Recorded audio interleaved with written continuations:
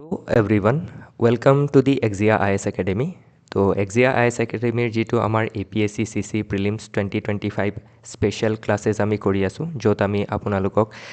APSC plus UPSCৰ যিখিনি previous year question paper আছে তাৰ সলিউশ্যনৰ লগতে ভেলিউ এডিশ্যন প্ৰভাইড কৰিছোঁ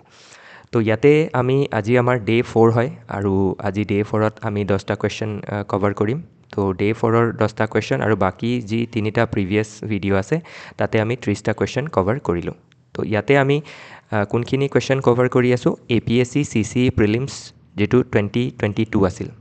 তাতে যিখিনি কুৱেশ্যন আহি গৈছিল সেইখিনি কভাৰ কৰি আছোঁ তো আমি নেক্সট 10 ডেইজত মানে টোটেল 10টা ভিডিঅ'ত আমি 2022ৰ গোটেইখিনি কুৱেশ্যন কভাৰ কৰিম উইথ ভেলিউ এডিশ্যন তো এতিয়া কি হয় আমি যিকোনো এক্সামৰ কাৰণে যেতিয়া প্ৰিপাৰেশ্যন কৰোঁ তেতিয়া আমাৰ স্পেচিয়েলি যিটো প্ৰিভিয়াছ ইয়াৰ কুৱেশ্যন পেপাৰ থাকে সেইখিনি ছল্ভ কৰাটো বহুত জৰুৰী হৈ যায় তো আমি পঢ়াটোতো বহুতখিনি পঢ়োঁ বহুত কথা শিকোঁ কিন্তু প্ৰেক্টিকেলি তাক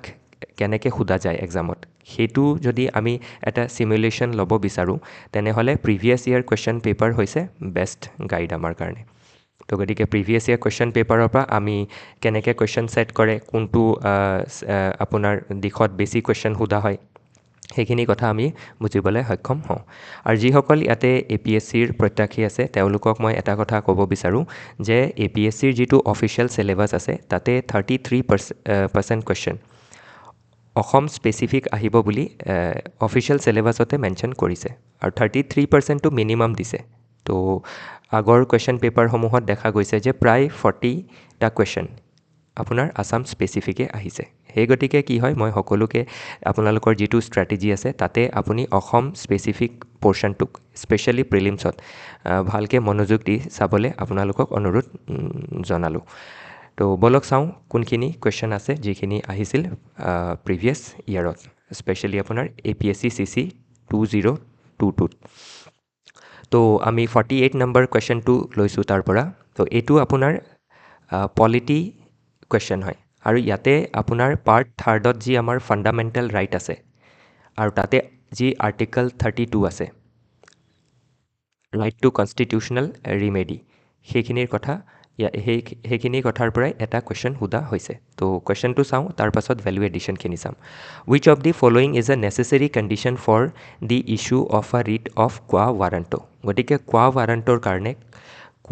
কোৱা ৱাৰাণ্টো ইছ্যু কৰিবলৈ হ'লে কোনটো কণ্ডিশ্যনত ইছ্যু কৰিব পৰা যাব তো নম্বৰ এ কৈছে আপোনাৰ to secure the release of a person who has been imprisoned by a court of law on a criminal charge তো এইটো নহয়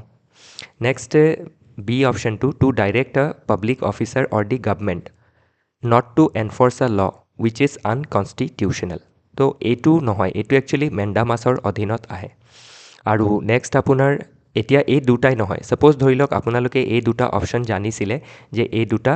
নহয় বুলি ইয়াতে সুধিছে কোনটো কণ্ডিশ্যন নেচেচেৰী হয় গতিকে এই দুটা যদি নহয় তেতিয়াহ'লে C2 to A আৰু B বোথ নহ'ব মানে আমি আনচাৰটো কেনেকৈ ডিৰাইভ কৰিম যে এই দুটা যদি নহয় C বোথ A and Bও নহ'ব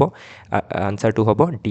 The office must be public and it must be created by a statute or by the constitution itself অপশ্যনটো হ'ব তো চাওঁ অলপ ভেলিউ এডিশ্যন কি আছে গতিকে প্ৰথম কথা ৰিট হয় কি ৰিট কি হয় এটা ফৰ্মেল ৰিটেন অৰ্ডাৰ হয় যিটো ইছ্যু কৰে by Supreme Court and High Court কিয় ইছ্যু কৰে to enforce our fundamental rights or address legal issues তো এতিয়া ইয়াতে সুপ্ৰিম কোৰ্টে এই পাৱাৰটো কোনটো আৰ্টিকেলৰ অধীনত পাইছে আণ্ডাৰ আৰ্টিকল 32 এইটো সুধিব পাৰে হাই কোৰ্টে কোনটো আৰ্টিকেলৰ অধীনত পাইছে আৰ্টিকল 226ৰ অধীনত পাইছে আৰু এই যিটো ৰিটৰ যিটো আইডিয়া হয় সেইটো ক'ৰ পৰা আহিছে তো ইয়াৰ যিটো ৰুট হয় সেইটো ইংলিছ কমন ল'ত পোৱা যায় মানে ইংলেণ্ডত পোৱা যায় আৰু তাৰ পৰাই কি হৈছে আমাৰ ইয়ালৈ এই যিটো ৰিট আছে ৰিট ছিষ্টেমটো আছে ইয়াক বড়ো কৰা হৈছে আমাৰ পাৰ্ট 3rd ফাণ্ডামেণ্টেল ৰাইটছৰ আৰ্টিকল 32ত আৰু ইংলেণ্ডত এইটো কি বুলি জনা যায় প্ৰিৰগেটিভ ৰিটছ বুলি জনা যায় কেতিয়াবা এইখিনি কথাও কি হয় চিম্পলি সুধি দিব পাৰে তো গতিকে আমাৰ সংবিধানত কেইটা ৰিটছৰ বিষয়ে উল্লেখ কৰা আছে 5টা ৰিটছৰ বিষয়ে উল্লেখ কৰা আছে এইখিনিতে এটা উল্লেখযোগ্য কথা যে আমাৰ যিটো আৰ্টিকল 32 হয় ইয়াক বি আৰ আম্বেদকাৰ ডাঙৰীয়াই heart and soul of the Indian constitution বুলিও উল্লেখ কৰিছে গতিকে এইখিনি কথাৰ ওপৰত পাষ্টত কি হৈছে ওৱান লাইনাৰ কুৱেশ্যন সুধিছে অ'কে গতিকে এতিয়া ওৱান লাইনাৰ কুৱেশ্যন আপুনি এক্সপেক্ট নকৰাই ভাল হ'ব 100টা কুৱেশ্যনত 2-4টা 5টা খুব বেছি 7টা কুৱেশ্যন এক্সপেক্ট কৰিব পাৰে বাকীখিনি এই ইনফৰমেশ্যনখিনিকে একেখিনি ইনফৰমেশ্যনক কি আছে আপোনাৰ ষ্টেটমেণ্ট ফৰ্মত সুধিব আৰু অলপ কনচেপ্টটো জানিব বিচাৰিব এতিয়া এই কুৱেশ্যনটো যিটো আছে নহয় এইটো কনচেপচুৱেল কুৱেশ্যন হয় আপোনাৰ ইয়াত কনচেপচুৱেল আণ্ডাৰষ্টেণ্ডিং থাকিব লাগিব ৰিটছৰ ওপৰত সেইকাৰণে কি হয় আপুনি ফেক্চুৱেলি বস্তুখিনি খালি পঢ়িলে নহ'ব ফেক্টৰ লগত যেনেকৈ ফেক্ট হৈ গ'ল আৰ্টিকল 32 কেতিয়া এইটো এপ্লাই হ'ব সেইটো হৈ গ'ল কনচেপ্ট ক'ৰ পৰা আহিছে সেইটো হৈ গ'ল আপোনাৰ ফেক্চুৱেল আণ্ডাৰষ্টেণ্ডিং গতিকে ফেক্চুৱেল এজ ৱেল এজ কনচেপচুৱেল দুইটা আণ্ডাৰষ্টেণ্ডিং লাগিব তো ইয়াতে টাইপছ অফ ৰিটছ কেইটা আছে 5টা আছে প্ৰথমটো কৈছে হেবিয়াছ কৰ্পাছ তো হেবিয়াছ কৰ্পাছ কেতিয়া ব্যৱহাৰ কৰা হয়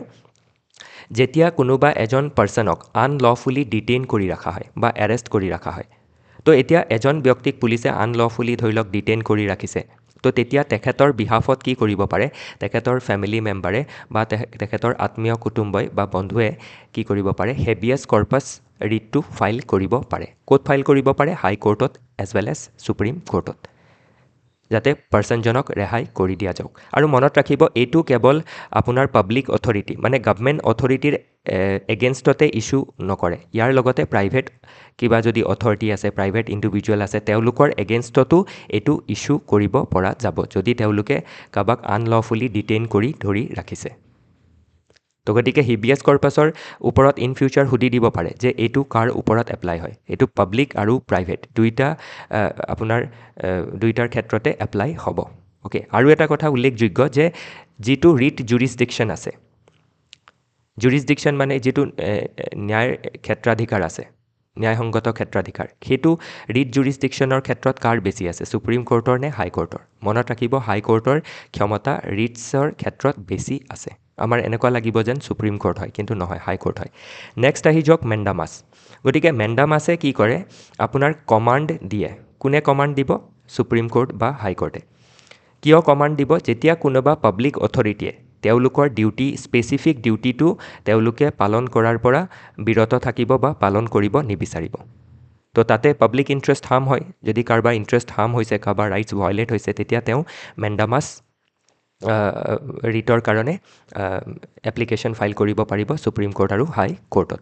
নেক্সট আছে প্ৰহিবিশ্যন তো প্ৰহিবিশ্যন মানে কি নিষেধাজ্ঞা জাৰি কৰা তো এই যিটো প্ৰহিবিশ্যন আছে এইটো কাৰ এগেইনষ্টত জাৰি কৰিব আপোনাৰ লোৱাৰ কোৰ্টৰ এগেইনষ্টত কোনে জাৰি কৰিব সুপ্ৰিম কোৰ্ট আৰু হাই কোৰ্টে গতিকে লোৱাৰ কোৰ্ট মানে কি ডিষ্ট্ৰিক্ট লেভেলত যি কোৰ্ট থাকে ছাব ডিভিজনেল লেভেলত যি কোৰ্ট থাকে তেওঁলোকৰ এগেইনষ্টত যদি তেওঁলোকে নিজৰ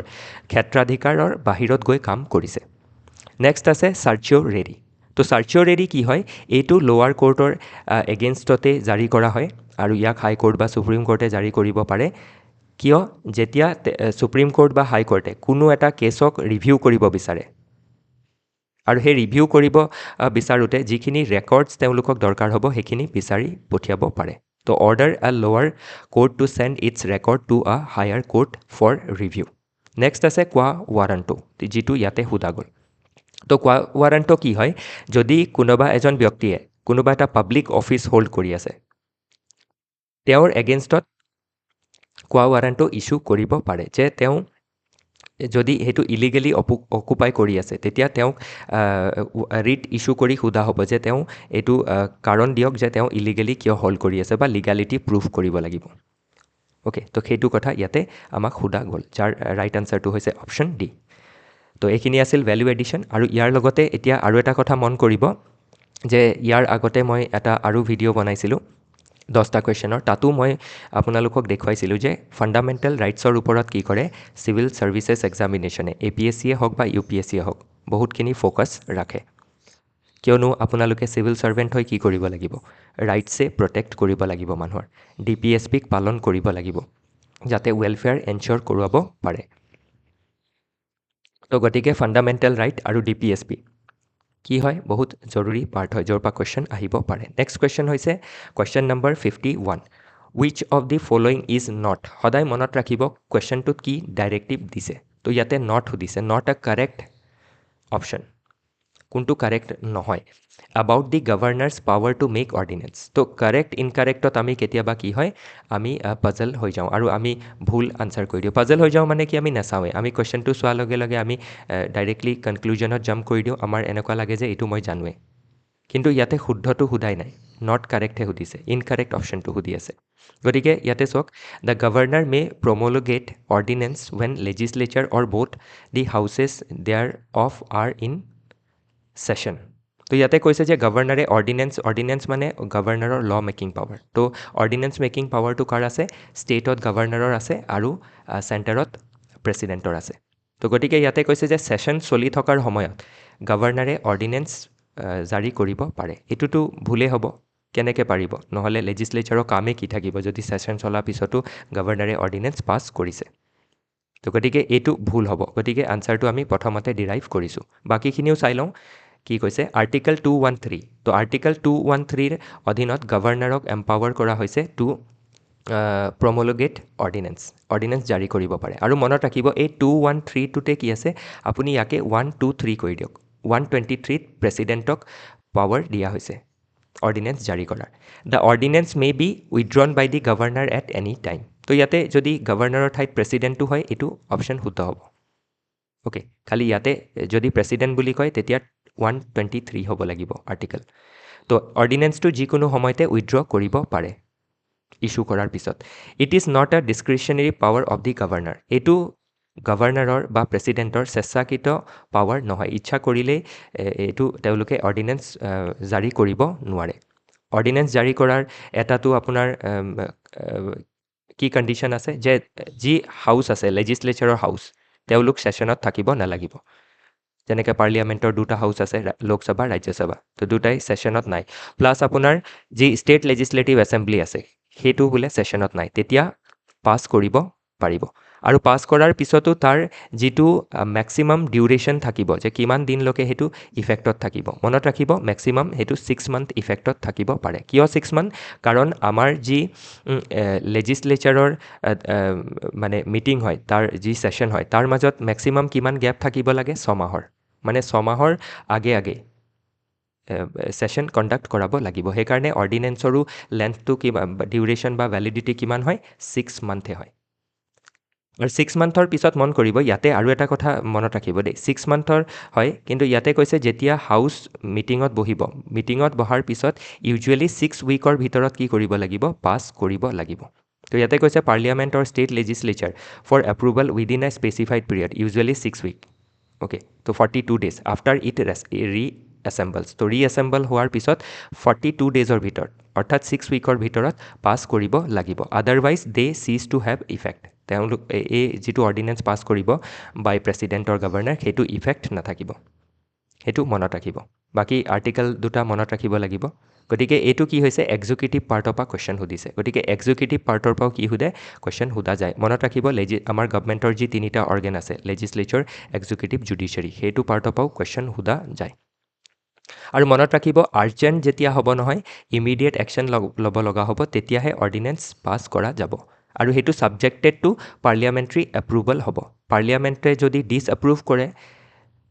যেতিয়া পাৰ্লিয়ামেণ্ট ৰিএছেম্বল হয় বা ষ্টেট লেজিছলেটিভ এছেম্বলি ৰিএছেম্বল হয় তেতিয়া সেইটো যদি ডিছএপ্ৰুভ কৰে তেতিয়া সেইটো ইফেক্টত নাথাকিব আৰু যদি এপ্ৰুভ কৰে তেতিয়া সেইটো কি হ'ব নৰ্মেল ল নিচিনাকৈ কণ্টিনিউ কৰি থাকিব অ'কে ঠিক আছে নেক্সট কুৱেশ্যনটো চাওঁ আমি who among the following was the first Assamese to contest the presidential election in 1952 against Dr. Rajendra Prasad. তো ডক্টৰ ৰাজেন্দ্ৰ প্ৰসাদ ডাঙৰীয়াৰ বিৰুদ্ধে ইলেকশ্যনত নামা কণ্টেষ্ট কৰা প্ৰথম অসমীয়া ব্যক্তিজন কোন হয় সুধিছে গতিকে আমাৰ এতিয়া কি হয় APSCত প্ৰথম অসমীয়া ব্যক্তিৰ ওপৰত কুৱেশ্যন আহি থকা দেখা যায় গতিকে বিভিন্ন ক্ষেত্ৰত প্ৰথম অসমীয়া ব্যক্তিজন চোৱাটো প্ৰয়োজনীয় হয় গতিকে আপুনি যেতিয়া কুৱেশ্যন চাই থাকে প্ৰিভিয়াছ ইয়েৰ কুৱেশ্যন তো তেতিয়া আপোনাৰ মনত ধৰি লওক ছাডেনলি এটা কুৱেশ্যন আহিলে যে ফাৰ্ষ্ট যেনেকৈ চিফ জাষ্টিছ অফ ইণ্ডিয়া অসমৰ কোন হয় ফাৰ্ষ্ট আছামিজ ব্যক্তি তো তেনেকুৱা কিবা এটা চাৰ্চ কৰিলে অ'কে তো সেইখিনি কথা চাৰ্চ কৰি থাকিব তেতিয়া কি আছে আপোনাৰ এই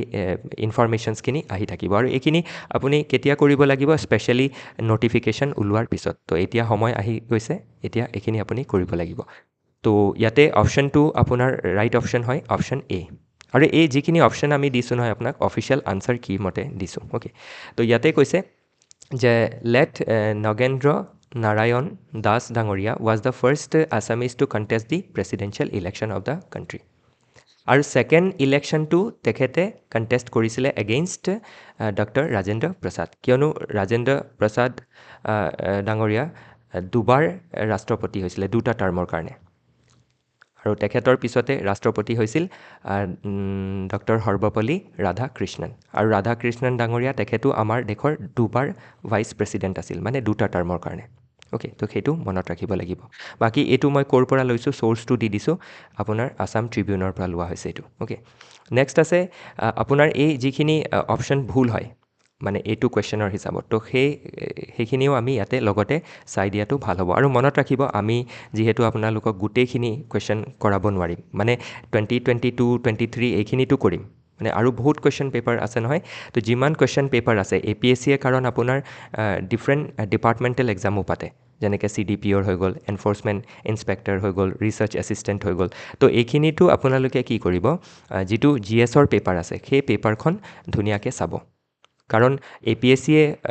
কণ্ডাক্ট কৰাইছে এক্সামটো গতিকে তাৰ পৰাও আপোনালোকে কি হ'ব ডিফাৰেণ্ট কুৱেশ্যনৰ পৰা ডিফাৰেণ্ট নলেজ গেইন কৰিব পাৰিব যিটো আপোনাৰ এক্সামত কামত আহিব আৰু ইয়াৰ লগতে কি আছে আপুনি পেটাৰ্ণটো শিকি যাব চবতছে জৰুৰী হৈছে পেটাৰ্ণটো আপুনি শিকিব পৰাটো তেতিয়া আপুনি এক্সামত কি হ'ব একেবাৰে নিশ্চিতভাৱে আপুনি বিনা ভয়ে এক্সামত বহিব আৰু আপোনাৰ কুৱেশ্যন যিখিনি কৰিব আপুনি য'ত কিছুমানত আপুনি কি আছে কেলকুলেটেড গেছ ল'ব লাগিব প্ৰবাবিলিটিটো আপুনি কিছুমান আনচাৰ দিব লাগিব কেলকুলেটেড গেছ হা একেবাৰে অলগুটিটো কোৱা নাই কেলকুলেটেড গেছ কৰিব লাগিব আপুনি আছে আৰু সেই কেলকুলেটেড গেছ হ'বলৈ কি আছে এটলিষ্ট আপোনাৰ এক্সিষ্টিং যিটো নলেজ বেংক আছে সেইটো ভাল হ'ব লাগিব আৰু সেইটো ভাল কেনেকৈ হ'ব আপুনি ইমান দিনে যিখিনি পঢ়িলে প্লাছ PYQ কৰোঁতে যিখিনি আপুনি ভেলিউ এডিশ্যন কৰিছিলে অ'কে তো আমি যিমান পাৰোঁ আপোনাক সহায় কৰি যাম আহক চাওঁ বাকী অপশ্যনছখিনি তো জ্ঞানদাভিৰাম বৰুৱা তো তেখেতৰ বিষয়ে আমি চাব লাগিব ইয়াতে যে জ্ঞানদাভিৰাম বৰুৱা তেখেতৰ জন্মৰ চনটো ইয়াতে উল্লেখ কৰা হৈছে 1880 আৰু মৃত্যুৰ চনটো হৈছে 1955 তো was a notable Indian Assamese language writer dramatist translator and barrister from Assam তো তেখেত he was born to Gunabhiram Barua তো এতিয়া মন কৰিব আমাৰ যিসকল প্ৰমিনেণ্ট আমি লিটাৰেৰী ফিগাৰ হওক বা আপোনাৰ জুৰিষ্ট হওক যেতিয়া সেইখিনি বস্তু চাওঁতে মনত ৰাখিব তেওঁলোকৰ পিতৃ বা মাতৃ যদি কোনোবা প্ৰসিদ্ধ ব্যক্তি হয় তো সেইটো আপুনি চাই ল'ব লগতে গতিকে এতিয়া আপুনি ইয়াতে কি আছে গুণাভিৰাম বৰুৱা ডাঙৰীয়াৰ বিষয়েও আপুনি তেওঁৰ কি অৱদান আছে আমাৰ সাহিত্যত সেইখিনি চোৱাটো জৰুৰী হ'ব গতিকে ইয়াতে গোটেইখিনি ইনক্লুড কৰিব পৰা নগ'ল তো মই সেইটো আপোনাক আইডিয়াটো দি দিছোঁ এইখিনি আপোনালোকে অলপ নিজৰ ফালৰ পৰা চাব তাৰপাছতে বিষ্ণুপ্ৰিয়া দেৱী তেওঁৰ মাতৃৰ নাম আছিল আৰু তেখেতৰ কিছুমান লিটাৰেৰী ৱৰ্ক মই ইয়াতে ইনক্লুড কৰি দিছোঁ যেনেকৈ ভেনিছৰ হাউড পঞ্চৰত্ন দদাইৰ প্ৰজা আৰু বিলাতৰ চিঠি আৰু তেখেতৰ অট'বায়'গ্ৰাফিখনৰ নাম হৈছে মোৰ কথা গতিকে এইখিনি চাই থ'ব কেতিয়াবা কি আছে মেটচ দি ফলোয়িং আহি যাব পাৰে তেখেতে ট্ৰান্সলেট কৰিছিলে আপোনাৰ লক্ষ্মীনাথ বেজবৰুৱা ডাঙৰীয়াৰ যিখন বুঢ়ী আইৰ সাধু যিখন আমি সকলোৱে সৰুতে পঢ়িছোঁ তো সেইখনক তেখেতে ইংৰাজীলৈ অনুবাদ কৰিছিল গতিকে এই কুৱেশ্যনটো আহিব পাৰে অ'কে আৰু ইয়াৰ লগতে এতিয়া আৰু এটা আইডিয়া পালে যে সাহিত্যৰথী লক্ষ্মীনাথ বেজবৰুৱা ডাঙৰীয়াৰ বিষয়ে চোৱাটো বহুত জৰুৰী হৈ যায় আৰু জোনাকী যুগৰ যিসকল সাহিত্যিক আছিলে কবি আছিলে তেওঁলোকৰ বিষয়ে গোটেইখিনি কথা চাব কাৰণ সেইখিনি সোধাৰ পূৰা সম্ভাৱনীয়তা থাকে অ'কে তো জোনাকী যুগৰ ত্ৰিমূৰ্তিৰ বিষয়ে চাব হেমচন্দ্ৰ গোস্বামী ডাঙৰীয়াৰ বিষয়ে চন্দ্ৰকুমাৰ আগৰৱালা ডাঙৰীয়াৰ বিষয়ে লক্ষ্মীনাথ বেজবৰুৱা ডাঙৰীয়াৰ বিষয়ে এইখিনি চাই ল'ব নেক্সট আছে হেম বৰুৱা গতিকে Hem Baruah was the author of several books তো তেখেতো কি হয় প্ৰসিদ্ধ সাহিত্যিক হয় তো তেখেতৰ বিষয়ে এইখিনি প্ৰেচিডেণ্ট অফ অসম সাহিত্য সভা আছিল এতিয়া ইয়াতে কি আছে আমাৰ যিমান প্ৰমিনেণ্ট লিটাৰেৰী ফিগাৰ আছে তেওঁলোকৰ বিষয়ে তেওঁলোক কেতিয়া সাহিত্য সভাৰ সভাপতিত্ব কৰিছিল সেইটোও কেতিয়াবা সোধা যায় ইভেন ঠাইডোখৰো সোধা যায় যে ছেশ্যনটো ক'ত হেল্ড হৈছিল তো গতিকে ধুবুৰীত আছিল 1972ত আছিল অ'কে তাৰ পাছতে আহি যাওক চন্দ্ৰধৰ বৰুৱা ডাঙৰীয়াৰ বিষয়ে তো চন্দ্ৰধৰ বৰুৱা ডাঙৰীয়া তেখেতৰ জন্মৰ আৰু মৃত্যুৰ তাৰিখটো এইখিনি ইমান ইম্পৰ্টেণ্ট নহয় তথাপিও এটা মোটামুটি আইডিয়া পাই যায় যে চন্দ্ৰধৰ বৰুৱা ডাঙৰীয়া কোনটো যুগৰ আছিল জোনাকী এৰাৰ আছিল অ'কে গতিকে আমাৰ যি জোনাকী এৰা আছে সেইটো কেতিয়া আৰম্ভ হৈছিল 1889 আৰম্ভ হৈছিল আৰু এই জোনাকী এৰাতে আপোনাৰ অসমীয়া ভাষা সংৰক্ষণ প্ৰসাৰৰ বাবে কাম কৰা এটা সভা আছিল অসমীয়া ভাষা উন্নতি সাধিনী সভা আৰু সেই অসমীয়া ভাষা উন্নতি সাধিনী সভাৰে আপোনাৰ আলোচনী আছিল জোনাকী আৰু ইয়াৰ ফাৰ্ষ্ট এডিটৰ আছিল চন্দ্ৰ কুমাৰ আগৰৱালা আৰু সেই সময়ৰ তিনিজন মই ইতিমধ্যে ক'লোঁ ত্ৰিমূৰ্তি আছিল সেইটো আপুনি চাব লাগিব ইয়াৰ লগতে আপোনাৰ আৰু দুখন ফেমাছ মেগাজিন আছে অৰুণোদয় যিখন ফাৰ্ষ্ট আছামিজ মেগাজিন বুলি কোৱা হয় 1846ত পাব্লিছ হৈছিল শিৱসাগৰৰ পৰা আৰু বেপ্টিষ্ট মিছনেৰীয়ে পাব্লিছ কৰিছিল আৰু প্ৰথম এডিটৰ আছিল আপোনাৰ নাথান ব্ৰাউন তো এইখিনি ইনফৰমেশ্যনো আমাক লাগিব এক্সামৰ কাৰণে অ'কে কাৰণ লিটাৰেচাৰ সোধা হয় কাৰণ লিটাৰেচাৰত কি হয় ভাষাৰ উন্নতি হয় আমাৰ যিটো পৰিচয় হয় সেইটো ওলাই আহে অ'কে আৰু আমাৰ যি আপোনাৰ আইডেণ্টিটি আছে সেইটো প্ৰটেক্ট হয় লেংগুৱেজ প্ৰটেক্ট হয় কালচাৰ প্ৰটেক্ট হয় গতিকে সেইকাৰণে এইখিনি সোধা যায় তাৰ পাছতে চাওক চন্দ্ৰধৰ বৰুৱা ডাঙৰীয়া হি also' represented India at the round table conference তো তেখেত অনলি আছামিজ আছিলে যোনে ৰাউণ্ড টেবল কনফাৰেঞ্চত ৰিপ্ৰেজেণ্ট কৰিছিলে আৰু ক'ত ৰিপ্ৰেজেণ্ট কৰিছিলে এট লণ্ডন ইন 1930 এইটো ইনফৰমেশ্যন অলৰেডি সুধিছে অ'কে আৰু দাণ্ডি মাৰ্চত কোনে পাৰ্টিচিপেট কৰিছিলে গান্ধীজীৰ লগত সেইটোও সোধা গৈছে এইটো হৈছে লীলাধৰ বৰুৱা ডাঙৰীয়া এইখিনি অলপ আপোনাৰ ফেকচুৱেল কথা হয় এইখিনি জানিব লাগিব অ'কে নেক্সট আমি চাওঁ বলক যে অপশ্যন নম্বৰ 54 কুৱেশ্যন নম্বৰ 54 তো 54ত কি আছে ইয়াতে আপোনাৰ এইটো এনভাইৰনমেণ্ট ৰিলেটেড কুৱেশ্যন হয় অ'কে আৰু ইয়াতে স্পেচিয়েলি আপোনাৰ যিখিনি ইণ্টাৰনেশ্যনেল লেভেলত ডিফাৰেণ্ট কনভেনশ্যন লোৱা হৈছে যাতে হিউমেন হেল্থ আৰু এনভাইৰনমেণ্টক প্ৰটেক্ট কৰিব পাৰি তো তাৰ বিষয়ে সুধিছে তো এইটো এনভাইৰনমেণ্টৰ কুৱেশ্যন হয় আৰু এনভাইৰনমেণ্টৰ কুৱেশ্যনো কি হয় সোধা যায় কিয়নো আজিৰ সময়ত এনভাইৰনমেণ্টৰ ওপৰত কি আছে বহুত বেছি প্ৰেছাৰ পৰিছে climate change global warming okay তাৰপাছত জৈৱ বৈচিত্ৰতা অৰ্থাৎ বায়'ডাইভাৰ্চিটি লছ এইবিলাকৰ কাৰণে কি হৈছে আপোনাৰ এইখিনি বিষয়ত বেছি মনোযোগ দিয়া হৈছে আৰু এজ এ চিভিল ছাৰ্ভেণ্ট আপুনি কি কৰিব লাগিব কালি চিভিল ছাৰ্ভেণ্ট হ'লে যিখিনি পলিচি আপুনি হেল্প কৰিব গভৰ্ণমেণ্টক ইমপ্লিমেণ্টেশ্যনত পলিচি ফ্ৰেমিঙত তাতে এনভাইৰনমেণ্টৰ ছাইডটো চাব লাগিব ছাষ্টেইনেবল ডেভেলপমেণ্টটো চাব লাগিব মনত ৰাখিব যি কুৱেশ্যন আহে তাৰ কি আছে চিভিল ছাৰ্ভেণ্টৰ পইণ্ট অফ ভিউৰ পৰা ইম্পৰ্টেঞ্চ আছে অ'কে যাতে আপুনি প্ৰিপাৰেশ্যনৰ ষ্টেজতে মোটামুটি আপোনাৰ ট্ৰেইনিংটো হৈ যায় গতিকে চাওঁ আহক কুৱেশ্যনটো ইয়াতে এইটো আপোনাৰ the international convention on the control of transboundary movement of hazardous ৱেষ্টৰ কথা কোৱা হৈছে যে আমাৰ কি হয় এখন দেশৰ পৰা আনখন দেশত বহুতো হেজাৰ্ডাছ ৱেষ্ট ট্ৰান্সফাৰ কৰা হয় স্পেচিয়েলি ডেভেলপ কাণ্ট্ৰিজবিলাকে কৰে আণ্ডাৰ ডেভেলপ আৰু ডেভেলপিং কাণ্ট্ৰিজবিলাকত তো সেইটোৰ ডিছপ'জেলক কেনেকৈ কণ্ট্ৰল কৰিব পাৰি আৰু কেনেকৈ প্ৰটেক্ট কৰিব পাৰি হিউমেন হেল্থ আৰু এনভাইৰনমেণ্টক এগেইনষ্ট হেজাৰ্ডাছ ৱেষ্ট তো তাক লৈ কোনখন আপোনাৰ কনভেনশ্যনত এইটো ডিছকাশ্যন কৰা হৈছিল তো এতিয়া চাওক ইয়াতে আপুনি কি আছে এইখিনি যদি পঢ়া নাই নহয় এইটো এনচাৰ কৰাত আপুনি অসুবিধা পাব গতিকে যিখিনি কনভেনশ্যন আছে সেইখিনি ভালকৈ চোৱাটো জৰুৰী হয় অ'কে বেছি প্ৰেছাৰ লৈ চাব নালাগে নৰ্মেলি চাই গ'লেই হ'ল কাৰণ এক্সামত কি আছে আমি অকণমানো হিণ্ট পাই গ'লে আনচাৰটো কৰিব পাৰিম ইয়াৰ ৰাইট আনচাৰটো হৈছে অফিচিয়েল আনচাৰ কি মতে আৰু আপোনাৰ এনেও বেচেল কনভেনশ্যন অ'কে তো বেচেল কনভেনশ্যন ইয়াৰ ৰাইট আনচাৰ হয় এইখিনিতে এতিয়া মনত ৰাখিব বেচেল কনভেনশ্যনৰ লগত বেচেল নৰ্মক আপুনি লৈ কনফিউজ নহ'ব বেচেল নৰ্মটো হৈছে বেংকিং যিটো ছেক্টৰ আছে তাৰ ষ্টেবিলিটিৰ কাৰণে আপোনাৰ ছুইজাৰলেণ্ডত যি BIS আছে বেংক ফৰ ইণ্টাৰনেশ্যনেল ছেটেলমেণ্ট তো তাতে বেচেল নৰ্মছ লোৱা হৈছিল যাতে আপোনাৰ বিশ্বব্যাপী যিবিলাক বিভিন্ন দেশত যিবিলাক বেংক আছে অ'কে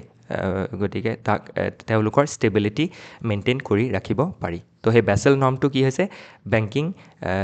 যিটো ষ্টেবিলিটি আছে তাৰ লগত জড়িত হয় যাতে গ্ল'বেল ফাইনেন্সিয়েল ক্ৰাইচিছ নহয় যেনেকৈ আমি 2008ত দেখা পাইছিলোঁ আপোনাৰ ছাবপ্ৰাইম ক্ৰাইচিছ ইন USA আৰু তাৰ কাৰণে কি হৈছিল গোটেই বিশ্বতে তাৰ প্ৰভাৱ পৰিছিল সেইটো এটা বেলেগ কথা হৈ যায় এতিয়া নেক্সট আহিলে ষ্টকহোম কনভেনশ্যন এতিয়া ষ্টকহোম কনভেনশ্যনৰ লগত মই এইখিনি কথা ভেলিউ এড কৰিছোঁ ষ্টকহোম কনভেনশ্যন মিনামাটা এণ্ড ৰটাৰডেম তো ইয়াতে মন কৰিব দেই যে এই ষ্টকহোম কনভেনশ্যনটোক আমি আপোনাৰ ষ্টকহোম ছামিটৰ লগত মানে কনফিউজ নহ'ব ষ্টকহোম ছামিটটো বেলেগ আছিল আৰু কনভেনশ্যনটো বেলেগ আছিল তো কনভেনশ্যন মানে কি ট্ৰিটি ছাইন কৰা বিভিন্ন দেশে লগ লাগি তো the Stockholm convention is a global treaty আৰু ষ্টকহোম ছামিট মানে কি যেতিয়া বিভিন্ন দেশে কি কৰে বহি মিটিং পাতে সেইটো হ'ল ছামিট তো Stockholm convention is a global treaty adopted in 2001 আৰু কেতিয়া ফ'ৰ্চত আহিছিল 2004 তো কিয় আহিছিল এইটো to protect human health specially কিহৰ পৰা প্ৰটেক্ট কৰিবলৈ পাৰ্চিষ্টেণ্ট অৰ্গেনিক পলিউটেণ্টৰ পৰা তো এতিয়া পাৰ্চিষ্টেণ্ট অৰ্গেনিক পলিউটেণ্টবিলাক কি হয় এনেকুৱা পলিউটেণ্ট হয় বা এনেকুৱা হেভি মেটেলছ হয় যিবিলাক আপোনাৰ এনিমেলত হিউমেন হেল্থত কি হৈ যায় একিউমুলেট হৈ যায় আৰু একিউমুলেট হৈ ফাৰ্ডাৰ কি হয় মেগনিফাই হৈ গৈ থাকে আৰু সি হিউমেন হেল্থক এনিমেল হেল্থক এনভাইৰমেণ্টেল হেল্থক ডেমেজ কৰে তো তাৰ কাৰণে এই ষ্টকহোম কনভেনশ্যন লোৱা হৈছিল নেক্সট আহি যাওঁ ষ্টকহোম ছামিট এইটো আপোনাৰ গ্ল'বেল লেভেলত ফাৰ্ষ্ট মেজৰ ইণ্টাৰনেশ্যনেল কনফাৰেঞ্চ আছিল টু এড্ৰেছ এনভাইৰমেণ্টেল ইছ্যুজ 1972 ক'ত হৈছিল ষ্টকহোমত হৈছিল সেইকাৰণে ষ্টকহোম ছামিট আৰু ষ্টকহোম ক'ত আছে ছুইডেনত আছে ছুইডেনৰ কেপিটেল হয় ষ্টকহোম আৰু ইয়াতে এটা প্ৰগ্ৰামো লোৱা গৈছিল UNEP United Nation Environment Programme আৰু এই প্ৰগ্ৰামৰ অধীনতে কি কৰা হ'ল 1973 চনৰ পৰা বিশ্ব পৰিৱেশ দিৱসটো পালন কৰিব আৰম্ভ কৰা হ'ল 5 জুনৰ পৰা অ'কে ৱৰ্ল্ড এনভাইৰনমেণ্ট ডে এই ছামিটৰ পিছতে আহিছিল under the programme of UNEP যিটো আমি এতিয়া প্ৰত্যেক বছৰে 5th জুন হিচাপে পালন কৰোঁ তো এইখিনি কথাও কেতিয়াবা সুধি দিব পাৰে নেক্সট আছে বেছেল কনভেনশ্যন এইটোতো ক'লোৱেই এইটো 89ৰ আপোনাৰ ট্ৰিটি আছিল আৰু ফ'ৰ্চত আহিলে 92ত নেক্সট মিনামাটা কনভেনশ্যনটো কি হয় মিনামাটা কনভেনশ্যনটো হয় আপোনাৰ মাৰ্কুৰীৰ ওপৰত তো মাৰ্কুৰীৰ যিটো পলিউশ্যন আছে তাৰ বহুত বেছি বেয়া ইম্পেক্ট আছে হিউমেন হেল্থত আৰু এনভাইৰমেণ্টৰ ওপৰত ইনক্লুডিং এনিমেল হেল্থ অলছ' তো এতিয়া ইয়াৰ গোটেই ষ্টৰিটো কি আছে মন কৰিব যে আপোনাৰ এই জাপানৰ এখন চিটি আছে মিনামাটা আৰু তাতে কি হৈছিল আপোনাৰ ইণ্ডাষ্ট্ৰিয়েল ৱেষ্ট ৱাটাৰবিলাক এই মিনামাটা বেত ডিছচাৰ্জ কৰাৰ ফলত তাতে মিনামাটা ডিজিজৰ আৱিৰ্ভাৱ ঘটিছিল আৰু সেইবাবে কি কৰা হ'ল এইটো এটা ইন ফিউচাৰ যাতে গ্ল'বেল ইছ্যু নহওক কাৰণ এখন দেশত যেতিয়া প্ৰব্লেমটো আহিছে আমি তাৰ পৰাই শিক্ষা ল'ব লাগে আৰু সেইবাবে কি কৰা হ'ল গ্ল'বেল আপোনাৰ ট্ৰিটি এডপ্ট কৰা হ'ল যাতে আপোনাৰ মাৰ্কুৰীক কণ্ট্ৰল কৰিব পাৰি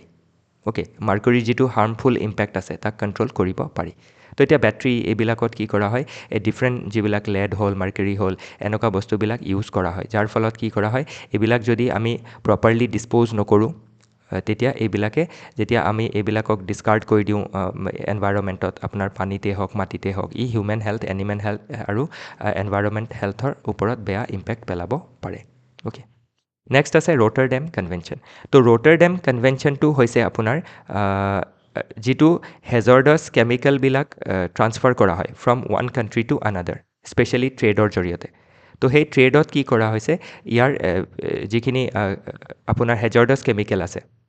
তাৰ যিটো ইণ্টাৰনেশ্যনেল ট্ৰেড আছে তাত যাতে ৰেগুলেশ্যন আনিব পাৰি তাতে যাতে ছেফটি আনিব পাৰি যাতে ই হিউমেন হেল্থক আৰু এনভাইৰমেণ্টক পলিউট নকৰে সেইটোৰ বিষয়ে এই ট্ৰিটিটো অনা হৈছিল ৰটাৰডেম কনভেনশ্যন তো এইটো মনত ৰাখিব অ'কে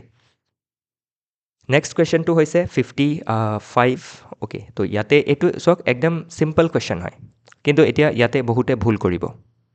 আৰু মনত ৰাখিব এতিয়াৰ নেক্সট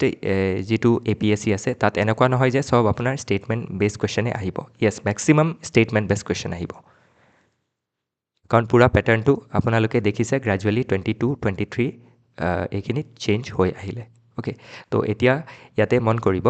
যে the head of the government and leader of the house in legislative assembly of Assam province in British India was known as the তো এইখিনি একেবাৰে ফেক্সুৱেল হয় তো কি বুলি জনা গৈছিল অ'কে তো এইটো আপোনাৰ যেতিয়া আমাৰ কি আছিল আছাম প্ৰভিন্স আছিল তো এইটো ব্ৰিটিছ ইণ্ডিয়াৰ সময়ৰ কথা কৈছে তো আছাম প্ৰভিন্সত যিজন আপোনাৰ চৰকাৰৰ মুৰব্বী আছিল তেওঁ কি বুলি জনা গৈছিল তো আমি জানো যে আজিৰ সময়ত চিফ মিনিষ্টাৰ বুলি জনা গৈছিল কিন্তু সেই সময়ত প্ৰাইম মিনিষ্টাৰ বুলি জনা গৈছিল ইয়াৰ ৰাইট আনচাৰটো হয় আনচাৰ অপশ্যন নম্বৰ বি তো এতিয়া মন কৰিব যে সেই সময়ত কি আছিল ইউনিয়ন লেভেলত বা চেণ্ট্ৰেল লেভেলত প্ৰাইম মিনিষ্টাৰ নাছিল গতিকে ষ্টেটৰ লেভেলত বা প্ৰভিন্সৰ লেভেলত যি গভৰ্ণমেণ্ট আছিল তাৰ যি হেড আছিল এক্সিকিউটিভ হেড তেখেতক কোৱা হৈছিল প্ৰাইম মিনিষ্টাৰ আৰু যেতিয়া প্ৰাইম মিনিষ্টাৰৰ ব্যৱস্থা চেণ্ট্ৰেল লেভেলতো আহিলে আফটাৰ ইণ্ডিপেণ্ডেঞ্চ তো তেতিয়া কি কৰা হ'ল ডিষ্টিংগুইছ কৰিবলৈ চিফ মিনিষ্টাৰ আৰু প্ৰাইম মিনিষ্টাৰ কৰা হ'ল এনেই যদি শব্দৰ অৰ্থটো চাব বিচাৰে তেতিয়া চিফ আৰু প্ৰাইম অলমষ্ট কি হয় ছেইম মিনে কৰে কিন্তু ডিষ্টিংগুইছ কৰিবলৈ CM আৰু PM কৰা হ'ল ষ্টেট CM চেণ্টাৰ PM তাৰ লগতে এতিয়া বাকী যিখিনি আপোনাৰ অপশ্যন নহয় সেইখিনি বিষয়েও আমি কি আছে অলপ চাব লাগে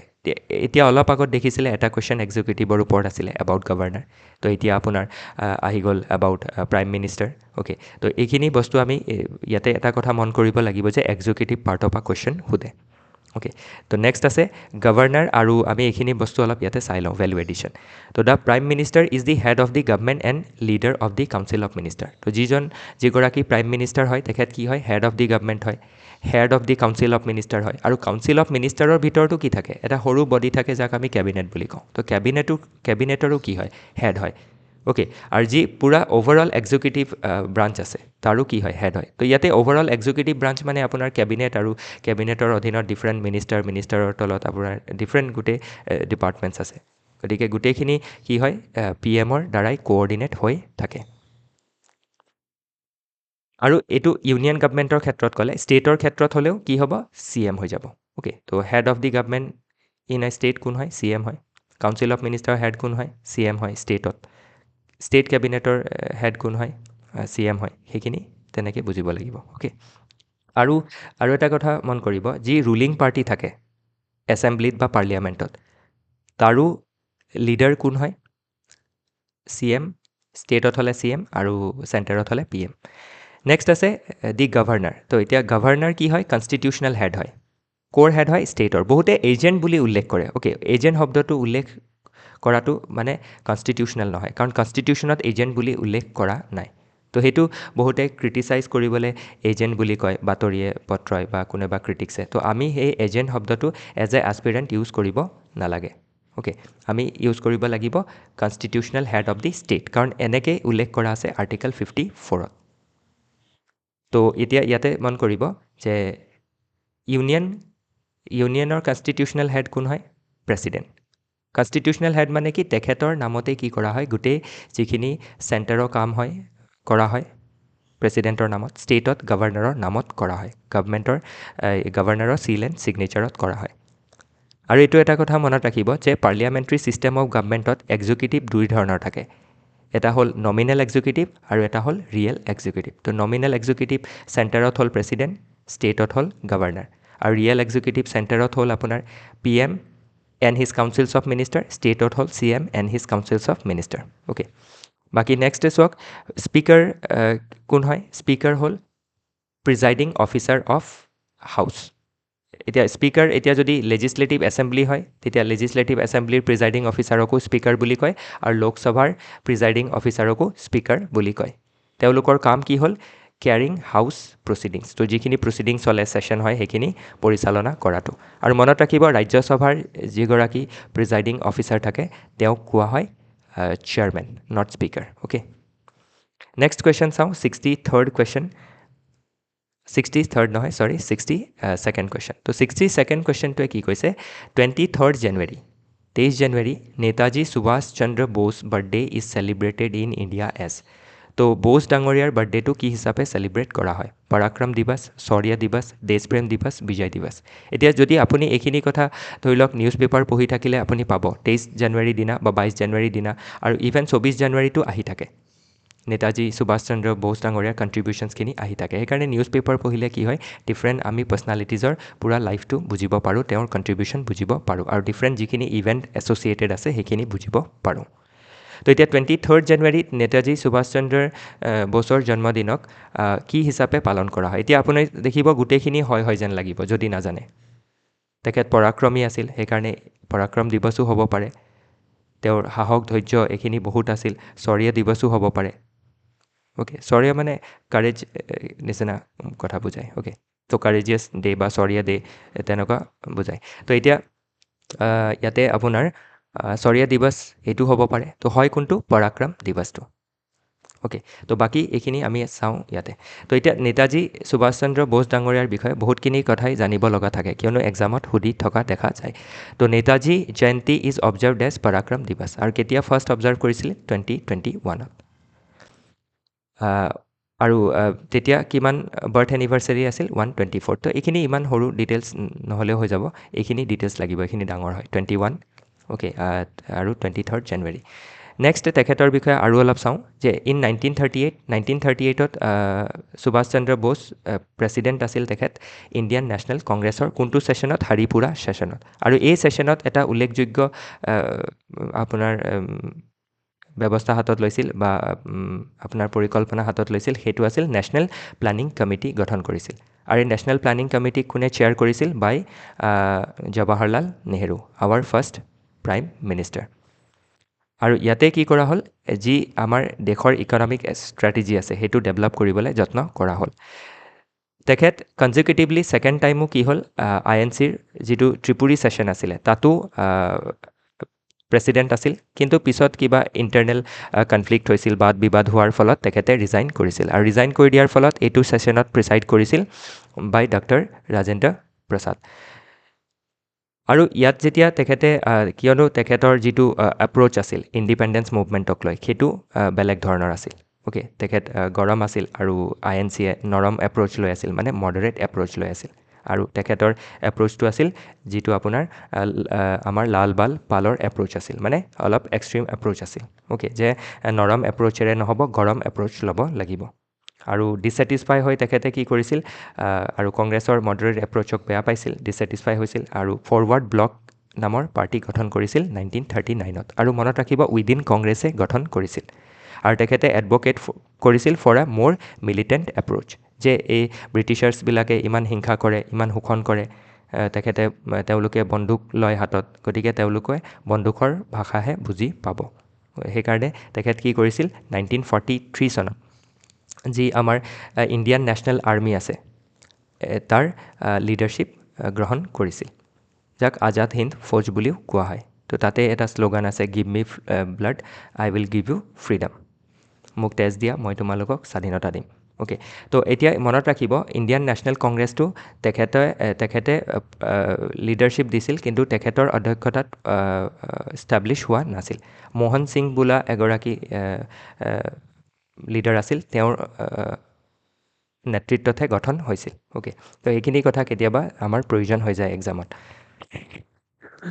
আৰু এনেও আমি এইখিনি কথা দেশৰ নাগৰিক হিচাপে জানিব লাগে। নেক্সট চাওক, তেখেতে আজাদ হিন্দ গভৰ্ণমেণ্টটো যেতিয়া এক্সাইলত আছিল তেতিয়া ফৰ্ম কৰিছিল, মানে এইফালে আপোনাৰ ইণ্ডিয়ান নেশ্যনেল আৰ্মিৰ নেতৃত্ব দি আছিল আৰু আজাদ হিন্দ গভৰ্ণমেণ্টটো ফৰ্ম কৰিছিল, যে আমি দেশৰ বাহিৰত আমাৰ দেশৰ গভৰ্ণমেণ্ট ফৰ্ম কৰিছোঁ আৰু স্বাধীনতাৰ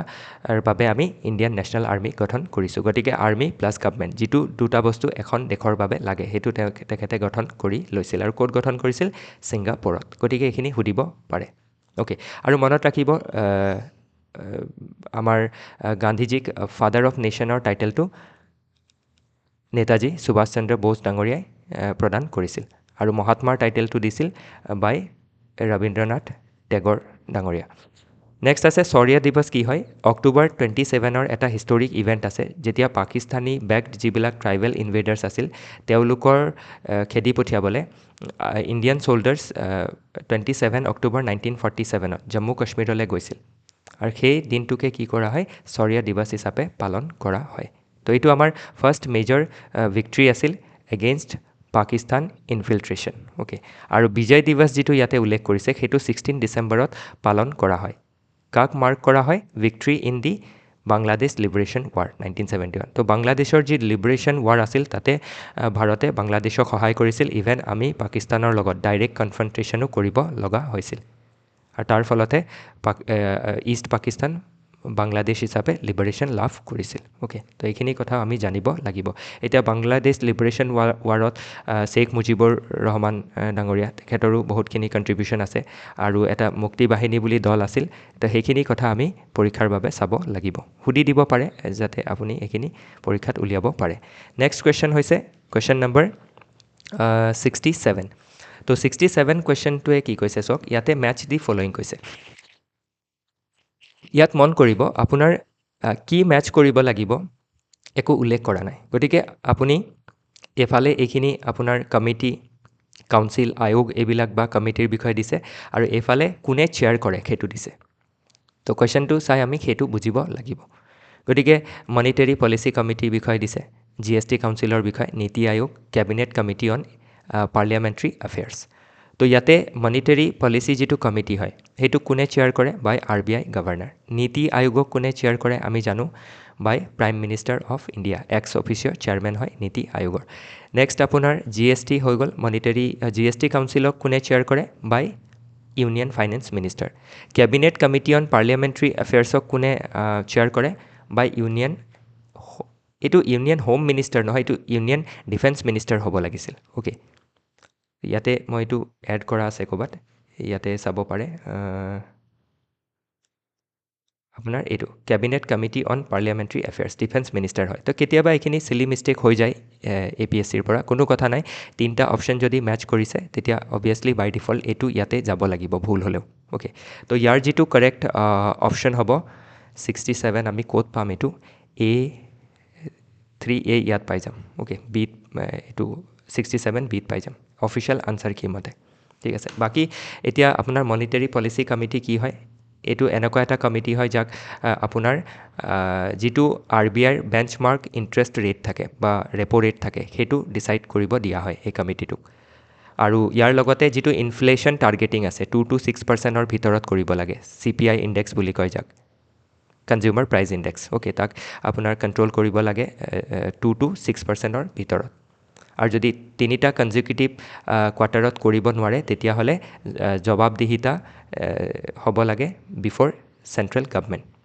তো ইয়াতে এতিয়া কম্পজিশ্যন কি আছে 6জন মেম্বাৰ থাকে ইয়াতে 3জন গভৰ্ণমেণ্টৰ ফালৰ পৰা আহে আৰু 3জন RBIৰ including governor RBI governor deputy governor আৰু এজন এডমিনিষ্ট্ৰেটিভ অফিচাৰ থাকে RBIৰ তো কেতিয়া ফৰ্ম কৰা হৈছিল 2016ত আৰু 16ৰ আগত এইখিনি কথা কোনে ডিচাইড কৰিছিল অনলি RBI গভৰ্ণৰে অ'কে তো এইখিনি কথা সুধিব পাৰে ইন ফিউচাৰ ষ্টেটমেণ্টত নেক্সট আছে GST কাউন্সিল তো GST কাউন্সিল কেতিয়া আহিলে যেতিয়া আমাৰ ওৱান নেশ্যন ওৱান টেক্সৰ কনচেপ্টটো আহিলে আণ্ডাৰ GST এক্ট আৰু তেতিয়াই সংবিধানত আৰ্টিকল 279A ইনচাৰ্ট কৰা হ'ল আৰু ইয়াৰ অধীনতে কি কৰা হয় GST কাউন্সিল গঠন কৰা হয় এতিয়া মনত ৰাখিব GST কাউন্সিল কি হয় এটা কনষ্টিটিউচনেল বডি হয় অ'কে যিটো আৰ্টিকল 279 এৰ অধীনত ফৰ্ম কৰা হৈছে like election commission of India under article 324 তো ইয়াতে এতিয়া কোন কোন মেম্বাৰ থাকে ইউনিয়ন ফাইনেন্স মিনিষ্টাৰে চেয়াৰ কৰে GST কাউন্সিলক আৰু ইয়াৰ লগতে যিসমূহ ষ্টেট আছে ষ্টেটৰ ফাইনেন্স মিনিষ্টাৰ ইয়াতে মেম্বাৰ হিচাপে থাকিব পাৰে খালি ধৰা বন্ধা নহয় ষ্টেট গভৰ্ণমেণ্টে বেলেগ মিনিষ্টাৰকো ইয়াতে পঠিয়াব পাৰে অ'কে আৰু ভোট শ্বেয়াৰ কিমান থাকে সেইটো জনাটো প্ৰয়োজন হৈ যায় আমাৰ ইউনিয়নৰ ভোটৰ ৱেটেজ থাকে 1/3 মানে লগভগ 33% আৰু ষ্টেটৰ কিমান থাকে 2/3 মোটামুটি 66% থাকে অ'কে আৰু ডিচিজনটো কিমান ভোটত ল'ব লাগিব আপোনাৰ 75% ভোট 3/4 ভোটত অ'কে টোটেল মেম্বাৰশ্বিপৰ আৰু কোৰামটো কিমান হ'ব ইয়াৰ আপোনাৰ 50% মেম্বাৰ থাকিলেহে মিটিং হ'ব যেনেকৈ আপোনাৰ পাৰ্লিয়ামেণ্টৰ কোৰাম কিমান হয় 1/10 হয় অ'কে তেনেকৈ তাৰপিছত GST কাউন্সিলৰ কি কাম আছে টেক্স চেছ চাৰ্চাৰ্জ এইখিনি কোনখিনি ছাবজিউম কৰা হ'ব GSTত সেইটো ডিচাইড কৰে goods and services subsume under GST কোনখিনি গুডছ আৰু ছাৰ্ভিচেছ GSTৰ অধীনত আহিব যেনেকৈ পেট্ৰল এতিয়া নাহে তো ইলেক্ট্ৰিচিটি নাহে তো এইখিনি আনিবলৈ কোনে ডিচাইড কৰিব পাৰিব GST কাউন্সিলে অ'কে তো এইখিনি কথাই ইয়াতে মেনশ্যন কৰিছে ফাৰ্ডাৰ আপুনি চাব অ'কে নেক্সট আহি যাওক নীতি আয়োগ তো নীতি আয়োগক কেতিয়া ফৰ্ম কৰা হ'ল 1 জানুৱাৰী 2015ত কাক ৰিপ্লেচ কৰিলে প্লেনিং কমিশ্যন কেতিয়া গঠন হৈছিল মাৰ্চ 1950ত আৰু কেইটা প্লেনিং টোটেল প্লেনিং লৈছিল আপোনাৰ 12টা লাষ্ট প্লেনিং আছিল 2012ত যাৰ যিটো সময়সীমা আছিল সেইটো 17ত এণ্ড হৈ গৈছিল কিয়নো 5 year প্লেনিং হয় সেই গতিকে এইখিনি ডিটেইলছ আপুনি অলপ চাব এইখিনি পৰীক্ষাত সুধি থাকে অ'কে নেক্সট আছে নীতি আয়োগৰ ফুল ফৰ্মটো দিয়া হৈছে এইখিনি national institution for transforming India তো হয় কি প্ৰিমিয়াৰ পলিচি থিংক টেংক হয় কাৰ গভৰ্ণমেণ্ট অফ ইণ্ডিয়াৰ আৰু কাক হেল্প কৰে ষ্টেটকো হেল্প কৰে তো কি প্ৰভাইড কৰে ষ্ট্ৰেটেজিক এণ্ড টেকনিকেল এডভাইচ দিয়ে আৰু ফষ্টাৰ কৰে কোঅপাৰেটিভ ফেডাৰেলিজিমক আৰু কেটেলাইজ কৰে ইকনমিক ডেভেলপমেণ্টক। তো ইয়াতে কোন আপোনাৰ চেয়াৰপাৰ্চন হয় বা চেয়াৰমেন হয়? Prime minister, ex officio' chairman. আৰু ইয়াৰ লগতে এজন ভাইচ চেয়াৰমেন থাকে। তো গতিকে এইটো আপোনাক হোমৱৰ্ক দিছোঁ, আপুনি চাব যে এতিয়া বৰ্তমান ভাইচ চেয়াৰমেন কোন হয়। আৰু ইয়াৰ লগতে আপোনাৰ এক্স অফিচিঅ' মেম্বাৰ মেক্সিমাম 4জন থাকিব পাৰে, যাক আপোনাৰ নমিনেট কৰা হয় বাই PM। তো যিকোনো কাউন্সিলছ অফ মিনিষ্টাৰক নমিনেট কৰিব পাৰে। তাৰ লগতে পাৰ্ট টাইম মেম্বাৰ 2জন থাকে ৰ'টেশ্যনেল বেচিছত। তাৰ পাছতে আপোনাৰ স্পেচিয়েল ইনভাইটিজো থাকে ইয়াতে, expert, specialist, okay, practitioner with domain knowledge, এইখিনিও থাকে। ইয়াৰ লগতে এজন চিফ এক্সিকিউটিভ অফিচাৰ থাকে আৰু তেখেতক এপইণ্ট কৰে বাই PM ফৰ আ ফিক্সড টেনিয়ৰ। তো গতিকে এতিয়া CEO কোন হয় এইটো চাই ল'ব, কেতিয়াবা ষ্টেটমেণ্টত আহি যাব পাৰে, অ'কে। তাৰ লগতে কি কৰিব পাৰে, এই নীতি আয়োগৰ ভিতৰতে এটা গভৰ্ণিং কাউন্সিলো থাকে আৰু সেই গভৰ্ণিং কাউন্সিলৰ চেয়াৰ কোনে কৰে? Prime minister. আৰু সেই গভৰ্ণিং কাউন্সিলৰ মেম্বাৰ কোন থাকে? CM থাকে ষ্টেটবিলাকৰ, প্লাছ লেফটেনেণ্ট গভৰ্ণৰ থাকে ইউনিয়ন টেৰিটৰী। আৰু ৰিজনেল কাউন্সিল ফৰ্ম কৰিব পাৰে যেতিয়া প্ৰয়োজন বোধ কৰা হয়। ছাপ'জ নৰ্থ ইষ্টৰ ষ্টেটৰ মাজত কিবা সমস্যা দেখা দিছে, তো তেতিয়া নৰ্থ ইষ্টৰ 8 ষ্টেটক লৈ কি কৰিব? ৰিজনেল কাউন্সিলো গঠন কৰিব পাৰিব। এইখিনি বহুত জৰুৰী ডিটেইলছ হয়, অ'কে। প্ৰিলিমছত ষ্টেটমেণ্ট ৱাইজ সুধিব, আমাৰ এনেকুৱা লাগিব ইমান ডিটেইলছ আমি মেইনছৰ কাৰণে লাগে। তো সেইকাৰণে মই আমাৰ যিখিনি ষ্টুডেণ্ট মোক চিনি পায় বা মই যাক পঢ়াওঁ, মই তেওঁলোকক সদায় কওঁ যে যিটো প্ৰিপেৰেশ্যন আছে মেইনছ অৰিয়েণ্টেড হ'ব লাগে। মেইনছৰ কাৰণে পঢ়িলে আমি ফেক্ট, কনচেপ্ট চব পঢ়ি যাওঁ, অ'কে। নেক্সট আছে আপোনাৰ কেবিনেট কমিটিৰ যিটো উল্লেখ কৰিছিলে। তো কেবিনেট কমিটি হয় কি এতিয়া? কেবিনেট কমিটি কি হয় আপোনাৰ? ক্ৰুচিয়েল হয় ফৰ গভৰ্ণমেণ্ট অপাৰেশ্যন। এইটো কেবিনেটৰ ভিতৰতো কি হয় আৰু সৰু বডি হয়, মাইক্ৰ' বডি, য'ত কি কৰা হয় আপোনাৰ ডিফাৰেণ্ট ইম্পৰ্টেণ্ট মেটাৰত পলিচি ডিচিজন লোৱা হয়। আৰু ই কি হয়? এক্সট্ৰা কনষ্টিটিউচনেল হয়। কনষ্টিটিউশ্যনত চিধা চিধি ইয়াৰ বিষয়ে কোনো মেনশ্যন পোৱা নাযায়, মানে নট এক্সপ্লিচিটলি মেনশ্যন, কিন্তু ইমপ্লিচিটলি আছে আকৌ। ইমপ্লিচিটলি কেনেকৈ আছে যে এই কেবিনেট কমিটিখিনি আপোনাৰ এষ্টাব্লিছ কৰা হয় আণ্ডাৰ ৰুলছ অফ বিজনেছৰ অধীনত। আৰু ৰুলছ অফ বিজনেছৰ কথা স্পেচিফিকেলি মেনশ্যন কৰা আছে আৰ্টিকল 77 ছাব ক্লজ 3। তো সেইটো হিচাপত কি হয়? এক্সপ্লিচিট মেনশ্যন নাই, কিন্তু ইমপ্লিচিট আছে। ইমপ্লিচিট মানে আপোনাৰ অস্পষ্টভাৱে আছে, আৰু এক্সপ্লিচিট মানে ডাইৰেক্টলি বা স্পষ্টভাৱে আছে, অ'কে। তো কেইটা কেবিনেট কমিটি আছে? টোটেল 8 কেবিনেট কমিটি আছে। আৰু ইয়াতে এইখিনি কেবিনেট কমিটি আপোনালোকে এবাৰ এইটো প'জ কৰি চাব, আৰু কোনে চেয়াৰ কৰে সেইটো চোৱাটো জৰুৰী হৈ যায়, কিয়নো ইয়াত সুধি দিলে, অ'কে। তো এতিয়া ইয়াতে ধৰি লওক আপুনি এইটো নাজানিলেও কথা নাছিল, এইখিনি কাৰণ আমি ভালদৰে জানো, ইউজুৱেলি এইখিনি পঢ়া হয়। তো তেতিয়া কি আছে, তেনেকৈ এলিমিনেশ্যন কৰিও ওলাই যাব। সেইকাৰণে আপোনালোকে কেতিয়াবা কিছুমান কথা মনত নৰলে বা নপঢ়িলে বা কোনোবা লগৰে আপোনাক ক'লে টেনশ্যন নল'ব, কাৰণ সেইটো ইনফৰ্মেশ্যন নহ'লে যে আপুনি নোৱাৰিব তেনেকুৱা কোনো কথা নাই, অ'কে। তো যিমানখিনি পঢ়িছে ট্ৰাষ্ট কৰক নিজৰ ওপৰতে, আৰু সদায় এইটোৱে ভাবক যে যিমান পঢ়িছোঁ মই বহুত ভালকৈ পঢ়িছোঁ আৰু ফুলফিল হৈছে, অ'কে। চাওঁ নেক্সট কুৱেশ্যন। তো কি কৰে, APSCৰ এটা ট্ৰেণ্ড আছে যে তেওঁলোকে কিতাপৰ বিষয়ে সুধি থাকে, অ'কে। তো ডিফাৰেণ্ট অট'বায়'গ্ৰাফি আৰু ডিফাৰেণ্ট যিখিনি ইম্পৰ্টেণ্ট বুক আছে বা ফেমাছ কিতাপ হয় সেইখিনিৰ কথা সোধে। তো ইয়াতে সুধিছে the autobiography of former chief justice of India Ranjan Gogoi is title. তো কি টাইটেল হয়? এতিয়া চাওক, ইয়াতে আপুনি এইটো এলিমিনেটেই কৰিব নোৱাৰিব যদি নাজানে, কাৰণ ইয়াতে আপোনাৰ দ্য মেন এণ্ড দি জাজ, জাষ্টিছ ফৰ দি জাজ ইন পাৰ্চুইট অফ জাষ্টিছ। আপোনাৰ এতিয়া বিফৰ মেমৰি ফেডছ, ধৰি লওক এইটো যেনেকুৱা লাগিছে আপোনাৰ নহ'বও পাৰে, এইটো হ'ব পাৰে নেকি। এতিয়া গোটেইখিনি কি আছে? জাজ, জাষ্টিছ এইখিনি শব্দ আছে, আৰু ৰঞ্জন গগৈ ডাঙৰীয়া তেখেত চিফ জাষ্টিছ অফ ইণ্ডিয়া আছিল। তো এতিয়া কি হয়, জাজ হিচাপত এইটো হ'ব নে এইটো হ'ব, কনফিউজ হৈ যাব। তো গতিকে ৰাইট আনচাৰটো আপুনি জানিবই লাগিব। কেনেকৈ জানিব? ধৰি লওক আপুনি কেতিয়াবা নিউজ পেপাৰ পঢ়ি আছিল, আছাম ট্ৰিবিউন, তাতে পাইছিল, তেনেকৈ মনত থাকি যায়। সেইকাৰণে নিউজ পেপাৰ পঢ়াটো জৰুৰী হয়, অ'কে। তো গতিকে ইয়াৰ ৰাইট আনচাৰটো হৈছে আপোনাৰ জাষ্টিছ ফৰ দি জাজ, এই কিতাপখন, অ'কে। তো এইখন কি হয়? তেখেতৰ অট'বায়'গ্ৰাফি হয়। গতিকে তেখেতৰ বিষয়ে আৰু অলপ জানো আহক, ইন ফিউচাৰ সুধিব পাৰে। জাষ্টিছ ফৰ দি জাজ অট'বায়'গ্ৰাফি হয়, এইখিনি গম পালোঁ। তেখেত 46th chief justice of India আছিল, of supreme court of India, and member of Rajya Sabha হয় বৰ্তমান সময়ত। আৰু তেখেতৰ পিতৃও কি আছিল? Former chief minister of Assam আছিল, মিনিষ্টাৰ কেশৱ চন্দ্ৰ গগৈ ডাঙৰীয়া, অ'কে। আৰু ইয়াতে আৰু এটা ইম্পৰ্টেণ্ট ফেক্ট কি হয়, যে ফাৰ্ষ্ট জাজ from north east India to hold the post, আৰু লগতে ফাৰ্ষ্ট আছামিজো হয়। এইখিনি কথা আমি জানিব লাগিব আৰু বাকি যিখিনি কিতাপ আছে সেইখিনিও আপুনি চাই ল'ব পাৰে দ্য মেন এণ্ড দি জাজ এইটো লিখিছে কোনে ভেংকটাচলাইয়া ডাঙৰীয়াই এইটো লিখিছে অ'কে জাষ্টিছ M.N. ভেংকটাচলাইয়া তো তেখেতো জাজ আছিল তাৰ পাছতে বিফ'ৰ মেমৰি ফেডছ তো ইমিনেণ্ট জুৰিষ্ট আপোনাৰ ফালি এছ নাৰিমান ডাঙৰীয়াই এই কিতাপখন লিখিছে তো ৰিচেণ্টলি 2024ত মোৰ যিমান মনত পৰিছে তেখেতে মৃত্যুবৰণ কৰে নেক্সট আছে আপোনাৰ ইন পাৰ্চুইট অফ জাষ্টিছ এইটো লিখা গৈছে বাই জাষ্টিছ ৰাজেন্দ্ৰ চাচাৰ ডাঙৰীয়াৰ দ্বাৰা তো এইখিনি আমাৰ কি হয় ইয়াৰ লগতে আমি পঢ়ি থলোঁ অ'কে তো এনেকৈ আপুনি এতিয়া চব বুক চাই থাকিব নালাগে মানে এতিয়া যিখিনি কুৱেশ্যনত পাম অ'কে এতিয়া এইখিনি বস্তু চাওক আপুনি ইডাৰ পেপাৰত পাব বা আপুনি প্ৰিভিয়াছ ইয়াৰ কুৱেশ্যন পেপাৰ কৰি থাকোঁতে তাৰ লগতে ভুল অপশ্যনকেইটাও যেতিয়া চালে তাতে আপুনি ৰাইট ইনফৰমেশ্যনটো পাই গ'ল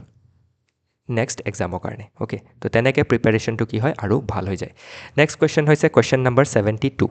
অ'কে 9 নম্বৰ কুৱেশ্যন তো ইয়াতে কৈছে from the following statement pertaining to the world economic forum WEF find the correct statement ইয়াতে সদায় এইটো চাব দেই ডাইৰেক্ট টিপছটো কি দিছে কাৰেক্ট দিছে কি ইনকাৰেক্ট দিছে কাৰণ আমাৰ বাই ডিফল্ট ছেটিং হৈ আছে ব্ৰেইনত আমি কাৰেক্টটোৱে বিচাৰোঁ তো গতিকে কাৰেক্টটো বিচাৰিব দিছে তো ইয়াতে কৈছে যে world economic forum is A platform under international monetary fund আৰু এইফালে কৈছে যে world economic forum is an independent department of the world bank তো আমি সকলোৱে মইতো ধৰি লৈছোঁ যে IMF আৰু ৱৰ্ল্ড বেংকৰ বিষয়টো আমি জানো ইয়াক ব্ৰিটেন উডছ টুইন বুলি কোৱা হয় যাক 1945ত দুইটাকে একেলগে 1945ত গঠন কৰা হৈছিল আৰু ইয়াৰ লগতে এটা আছিলে আপোনাৰ